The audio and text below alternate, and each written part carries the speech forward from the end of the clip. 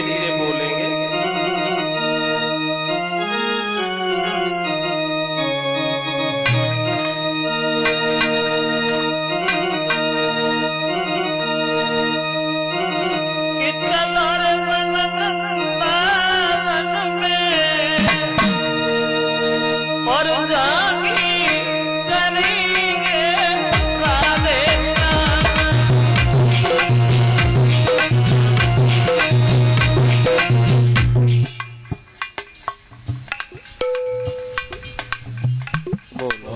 सब लोग बोलो, बहुत जरूरी होता है कीर्तन बोलना।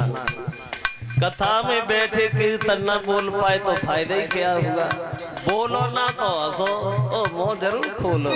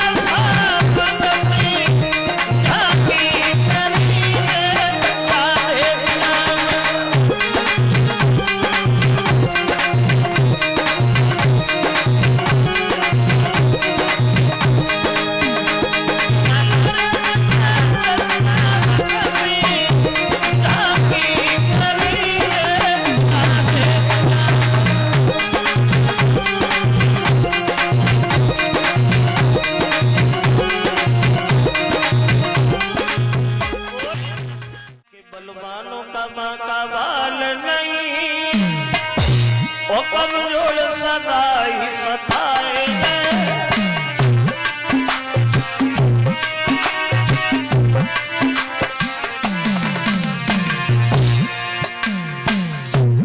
हमेशा से भगवान के भक्तों के ऊपर ही मुसीबत आई।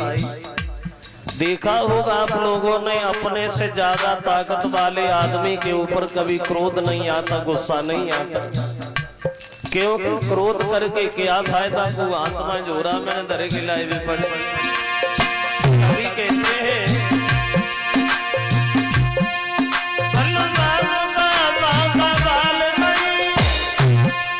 कमजोर सदा ही सताए गए,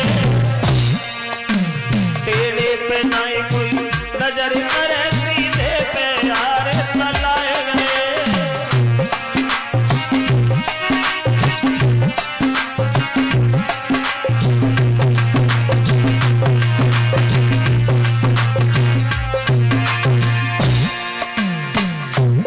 और कभी आपने गौर किया हो, अंदाज किया हो, गर्मियों के मौसम में भले किसी वृक्ष के नीचे बैठे हैं, पसीना सुखा रहे हैं, आराम मिल रहा है। अब आराम तो मिल रहा है, अगर वो पेड़ सीधा है तो मन में विचार यही आते कि इसमें तख्ता बहुत अच्छी बनेगी। वो सीधा इसलिए पेड़ पे नहीं कोई नजर करे, सीधे पे यार चलाएंगे।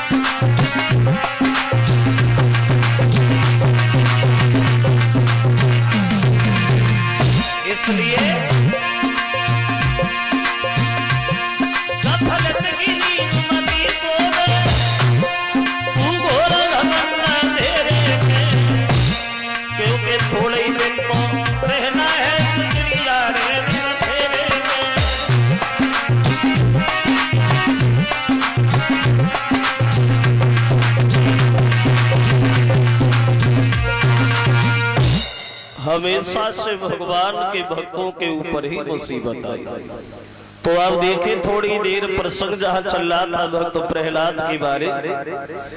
इन प्रहलाद ने हजारों तकलीफ झेली है, हजारों मुसीबतों का सामना किया है, लेकिन फिर भी भक्त ने भगवान के नाम को नहीं छोड़ा।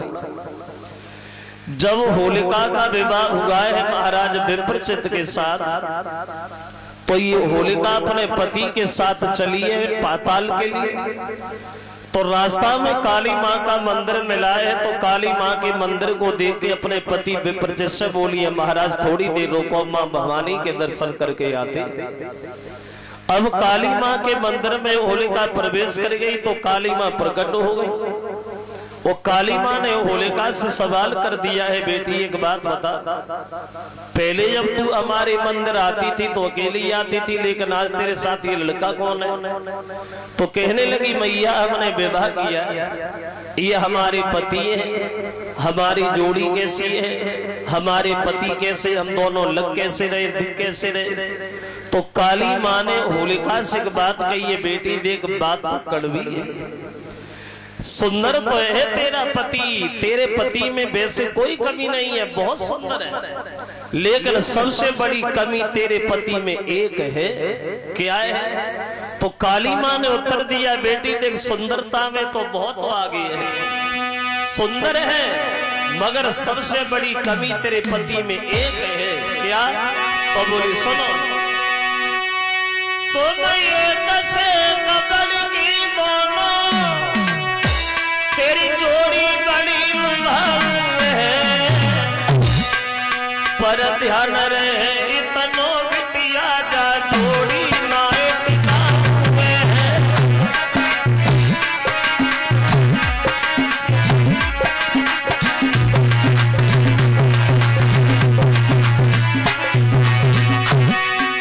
बोली तेरे पति में कमी सिर्फ एक है बेटी, सबसे बड़ी कमी तो ये है कि तेरे पति की उम्र ज्यादा नहीं है, कुछ दिनों के बाद तेरा पति मर जाएगा।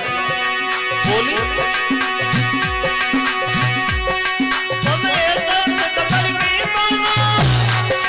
तेरी जोड़ी बड़ी भाव है, ध्यान रहे इतनों में जीता जोड़ी नाए पिता हुए है।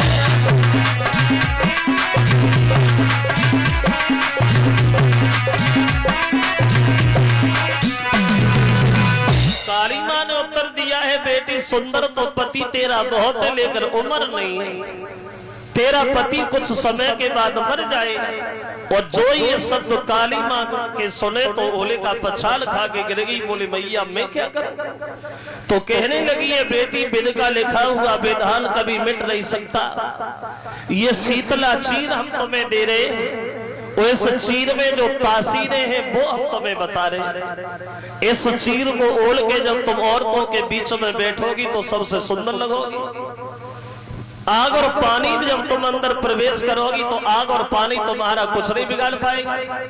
लेकिन एक बात हमेशा ध्यान रखना बेटी होलिका, ये चीर जिस दिन तेरे सर से छूट करके खुद जमीन पे गिर जाए, समझ लेना कि तेरा पति भी उसी दिन मर गया।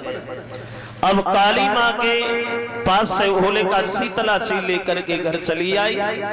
अब रह तो रही है घर में, मगर हमेशा वो ही ध्यान रखती है कि चीर जमीन पर न गिर जाए। एक दिन घटना घट गई होलिका के साथ। रात में सो रही थी होलिका अपने पति के साथ, तो सोते समय वो होलिका का जो चीर जो सर पे था वो छूट करके जमीन पे गिर गया। लेकिन होलिका को ये खबर नहीं है कि चीर सर पे है या जमीन पे पड़ा है। अब हुआ ऐसा, तो होलिका पति संग सोवती है के धर के सिरहाने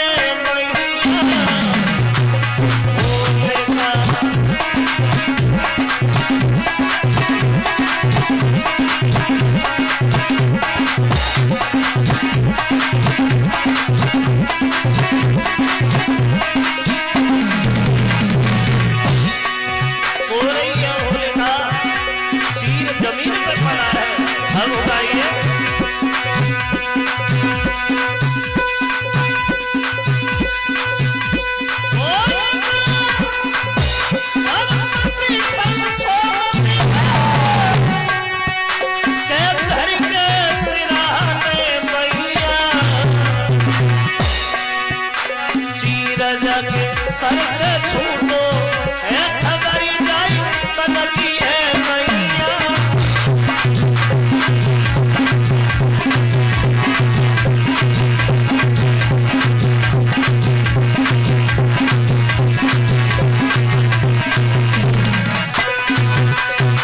सो रही है होलिका अपने पति के साथ, चीर जमीन पे पड़ा है और इधर हिरण्यकश्यप मन में विचार करता है, बाजीबा इंसान की बात तो अलग है, देवता का राजा इंद्र भी हमसे हार मान गया, और एक तुच्छ सा इंसान हमें हरा के हमारी बहन को ले गए।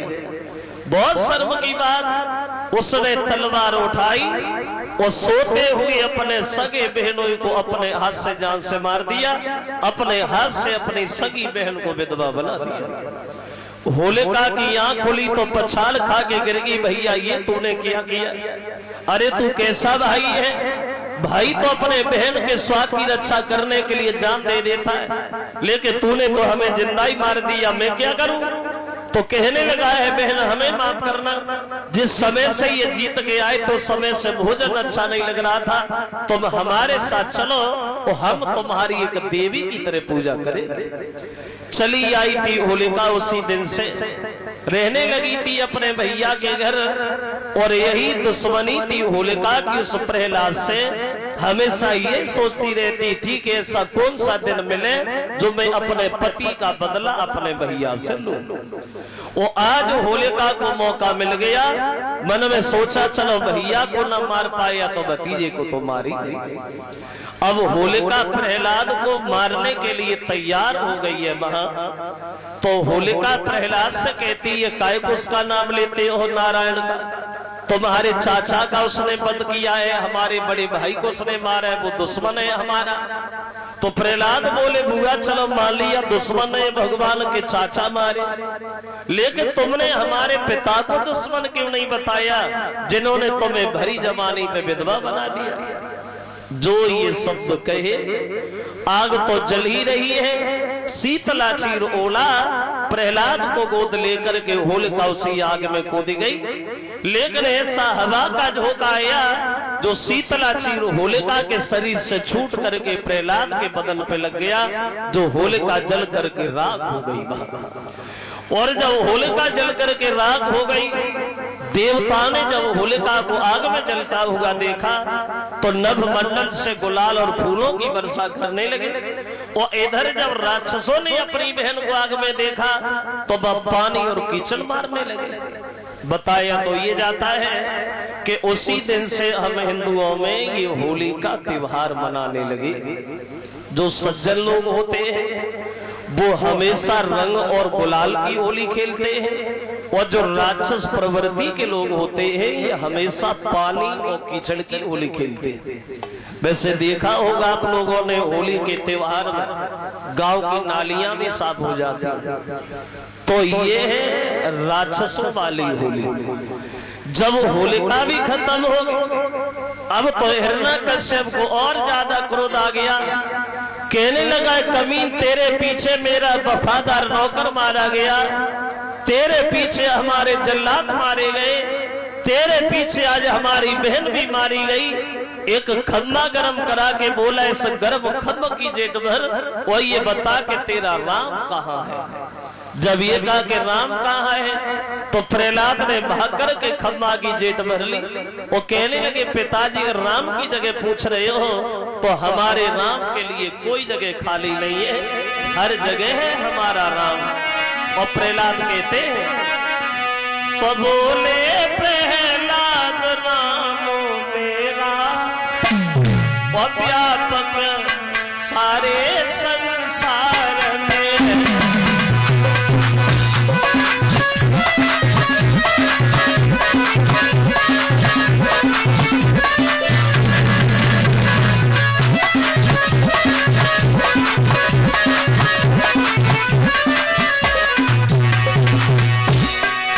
प्रहलाद बोले राम को पूछ रहे हो तो हमारे राम के लिए कोई जगह खाली नहीं है।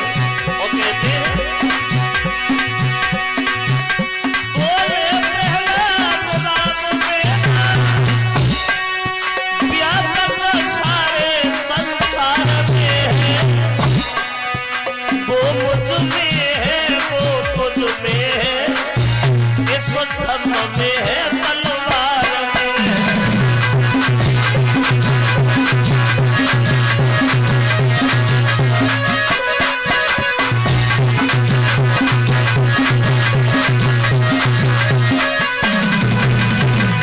कहने लगे वो हम में है वो तुम में है, इस खम्भ में और तलवार में है।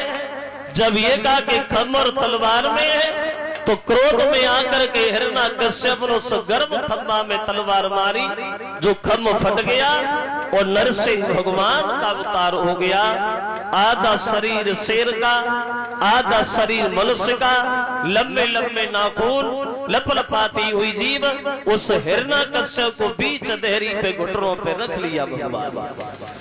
और एक एक बात पूछने लगे कहे हिरण्यकश्यप तुमने भगवान शंकर जी से ये वरदान मांगा था ना हम आदमी से मरे हो ना जानवर से मरे, अब हमारी तरफ देख के हमें ये बता हम आदमी या जानवर हैं। बोले महाराज कैसे कहें कि आप आदमी या जानवर हो, आधा शरीर शेर का है, आधा शरीर मनुष्य का है, ना आदमी हो ना जानवर हो।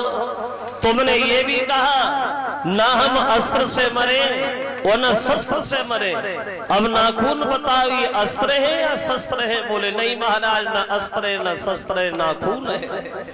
तूने ये भी कहा ना हम दिन में मरे ना रात में मरे, अब ये बताइए दिन है या रात। बोले नहीं महाराज ना दिन है ना रात है, शाम का वक्त है, संध्या है।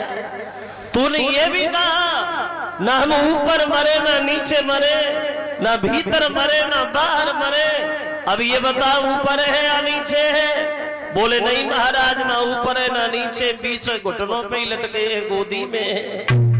भीतर है या बाहर है। बोले नहीं महाराज ना भीतर है ना बाहर है, देहरी पे है। अब तो भूलों की तरह लेटा है भगवान की गोद में, ऊपर भी नहीं नीचे भी नहीं, और रख लिया दुष्ट को गोदी पर।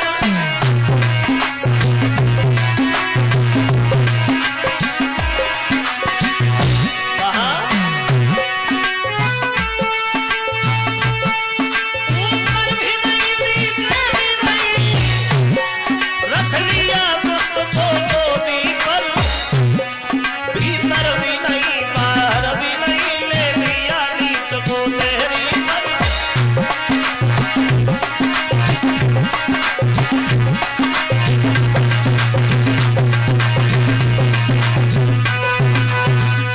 इतने क्रोध में आए हैं भगवान, जो अपने लंबे लंबे नाखूनों से हिरण्यकश्यप के पेट को बीच से फाड़ दिया और उठा करके दूर फेंक दिया। प्रहलाद को गोद उठा लिया। धन्य है मेरे लाल, बड़ा तकलीफ मुसीबत उठाई है तुमने हमारे प्रति, हम तुम्हारी भक्ति पे बड़ा प्रसन्न है, तुम हमसे वरदान मांग लो। तो प्रहलाद बोले प्रभु हम वरदान नहीं मांगेंगे, हाँ एक बात तो कही, ना तो हमारे पिता ने आपका नाम अपने मुंह से कभी लिया और न कभी दूसरे को लेने दिया। मेरे पिता को नरक नहीं स्वर्ग ही मिले। जब ये कहा कि नरक नहीं स्वर्ग मिले तो भगवान हंसने लगे। बोले पुत्र प्रहलाद, तेरे पिता ने तुझे मारने के लिए क्या नहीं किया, वो तूने मांगा तो अपने पिता के लिए ही मांगा। सच तो ये है जो भी हमारे हाथ से मरता है उसे नरक नहीं हमेशा स्वर्ग मिलता है। एरज का राजा बनाया भक्त को और भगवान वहां से अंतर ध्यान होते हैं। कहते हैं उसे हिरण्यकश्यप ने कितने उपाय किए प्रहलाद को मारने के लिए, सब कुछ किया लेकिन कुछ न बिगाड़ पाया, क्योंकि बात तो सिर्फ इस बात की है। सच तो ये है कि मारने वाला है भगवान और बचाने वाला है भगवान, मारने वाला है भगवान, बचाने वाला है भगवान।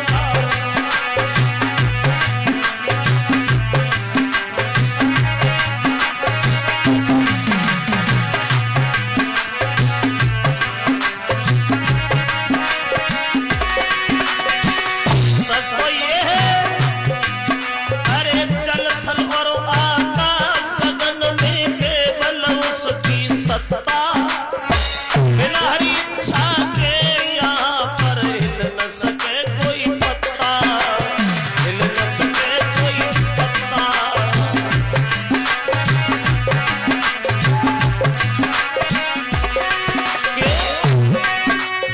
उसी का सोचा किया या होता, उसकी दृष्टि मान, मारने वाला है भगवान, बचाने वाला है भगवान।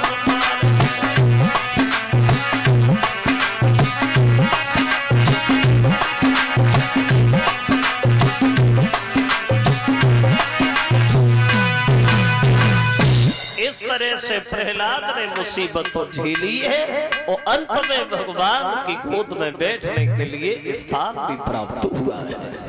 बोलिए भक्तवत्सल भगवान की।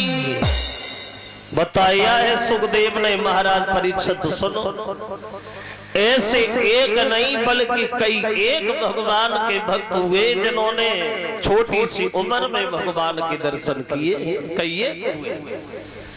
प्रमाण देते हुए बोले महाराज सुनो, ब्रह्मा जी के जो पुत्र हुए हैं स्वामिमनु, और जो स्वामिमनु हुए हैं और इन्हीं महाराज स्वामिमनु के घर में दो लड़का पैदा हुए, उत्तानपाद और प्रियव्रत। ये उत्तानपाद छोटे थे और महाराज प्रियव्रत बड़े थे, इसलिए प्रियव्रत राजा बने हैं अयोध्या। लेकिन एक बार देवर्षि नारद का उपदेश मिल गया प्रियव्रत को, वही उसी दिन से भगवान का भजन करने के लिए जंगल में चले गए। इन नारद का उपदेश प्रियव्रत को कब मिला? बोले तब मिला जब एक बार शिकार खेलते समय महाराज प्रियव्रत ने एक हिरण का वध कर दिया, और जब हिरण तड़प तड़प के मर गया, अकस्मात नारद जी सामने गए। बोले महाराज तुम्हारी इच्छा थी हिरण मारने की, हिरण तो तुमने मार दिया, अब हमारी एक इच्छा है, क्या हमारी इच्छा पूरी करेंगे आप? तो नारद की बात सुन के बोले क्या इच्छा है आपकी बाबा जी? तो कहने लगे हमारी इच्छा ये है कि आप इस हिरण को दोबारा जिंदा कर दो, आप इस हिरण में दोबारा जान डाल दो, हम ये चाहते हैं। तो प्रियव्रत हंसने लगे, बोले बुद्धि खराब है नारद जी, बच्चों जैसी बातें करते हो। भाई हम मार तो सकते जिंदा, हम कैसे कर सकते, ये काम हमारा कहाँ है? तो नारद ने प्रियव्रत से बहुत अच्छी बात कही, महाराज सुनो, जब तुम किसी को जिंदा नहीं कर सकते हो तो उसे मारने का तुम्हारा कोई अधिकार नहीं है। अगर तुम किसी को भीख नहीं डाल सकते हो तो चोली फाड़ने का कोई हक नहीं है। तो ये बात प्रिय व्रत को नारद की इतनी बढ़िया लगी भक्तों, दोनों हाथ जोड़ के पैर पकड़ लिए, बोले प्रभु क्षमा करना, भूल हो गई। आज के बाद जीवन में कभी जीवधारियों का वध नहीं करेंगे, और वध ही क्या, अब हम राज्य ही नहीं करेंगे, अब तो सिर्फ भजन करेंगे। छोटे भैया को घर का राजा बनाया, और छोटे भैया उत्तानपाद को राजा बनाने के बाद सब कुछ छोड़ दिया, वही महात्मा बन के चले गए भगवान का भजन करने के लिए जंगल। भजन, वैसे ये भजन होता क्या है, भजन कहते किसे है, भजन की परिभाषा क्या है। देखो, एक विद्वान ये बताते ये भजन एक तरह का नहीं होता है, कई तरह का होता है। एक कवि ये कहते कि भजन की कोई लंबी परिभाषा थोड़ी, भजन भजन भजो नहीं जाओ वहीं बले रहो, वो भी तो एक भजन है। तो एक भजन होता है दिखावटी भजन, दिखाने वाला। कैसा, माला जप रहे और माला जपते ही जपते ध्यान आ गया, बीच में गालियां बकने लगे, फिर माला में लग गए। और एक भजन होता है स्वार्थ का, मतलब का। वो कैसा, भगवान की तस्वीर के सामने बैठ गए और खूब 15-20 अगरबत्ती लगाए और खूब घंटड़ियां बजाई, भगवान हमें संजा तक 20,000 रुपए दिलवा दो तो 10 रुपए का प्रसाद जरूर बांट देंगे। यानी 20,000 दिलवाओगे तो वैसे कोई रिश्तेदारी नहीं है, कोई लेना देना नहीं है। लेकिन हमारे देश के बिना पढ़े लिखे महात्मा कबीरदास जी कुछ और कहते हैं। वो ये कहते कि भजन होता क्या है। तो कबीरदास जी ने ये बताया कि भजन किसे कहते हैं। तो कबीरदास जी बोले कि आदतें बुरी सुधार ले बस हो गया भजन, मन की तरंग मार ले बस हो गया भजन।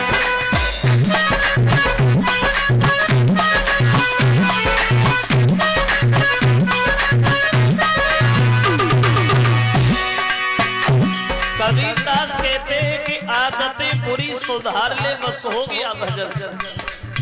और ये बात भी सच है, बुरी आदतों में सुधार करना, अपनी बुरी आदतों में थोड़ा बदलाव करना, ये भी एक तरह की एक तपस्या होती है, भजन होता है। और मन की तरंग मान ले बस हो गया भजन। ये मन बड़ा चंचल है, हवा से भी तेज दौड़ने वाला मन जहां लगता है वहां से हटने की कभी इच्छा नहीं करता।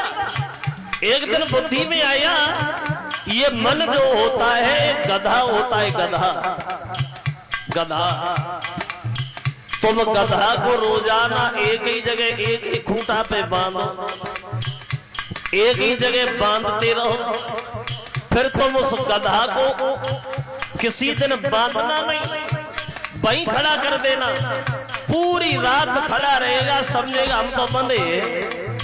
ऐसे ही मन होता है, जहां लगता है वहां से हटने की कभी इच्छा नहीं करता। कबीरदास कहते हैं मन की तरंग मार ले बस हो गया भजन।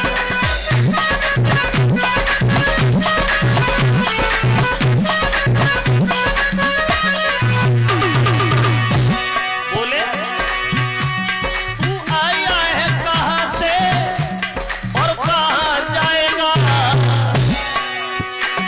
तू आया है कहां से और कहां जाएगा, तू अपने को पहचान ले बस हो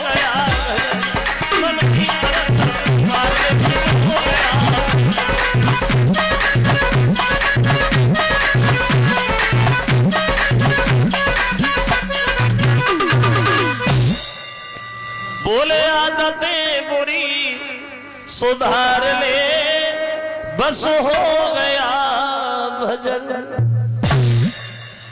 तो भजन तो ये ऐसी चीज है जो हर आदमी को करना चाहिए थोड़ा थोड़ा। जैसा कल बताया था कि एक घड़ी आधी घड़ी आधे में पुण्याद, जितना वक्त मिल जाए भगवान के लिए वो ही बहुत है। क्योंकि तुलसीदास ये कहते हैं कि बड़े भाग्य मानुष तन पावा। ये बड़ा सौभाग्य है जो मनुष्य का शरीर हमें मिल गया।